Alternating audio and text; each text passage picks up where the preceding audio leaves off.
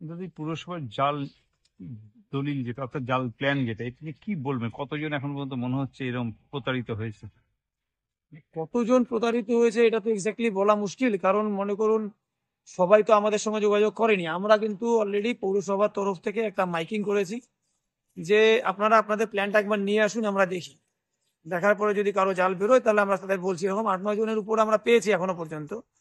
আর এই যে চক্রটা যে আছে, এই চক্রটার সঙ্গে পৌরসভার কোনো যোগাযোগ নেই। এই নেক্সাসটা আলাদাই, একটা ক্রিমিনাল নেক্সাস। এটা এটা মানুষের টাকার তারা নিজেরাই করেছে। এর সঙ্গে পৌরসভার মনে করুন যে ক্রিমিনাল মাইন্ডের লোক যেরকম কাজ করে সেরকমই করেছে। এরা পৌরসভার পুরো স্লিপ জাল করেছে।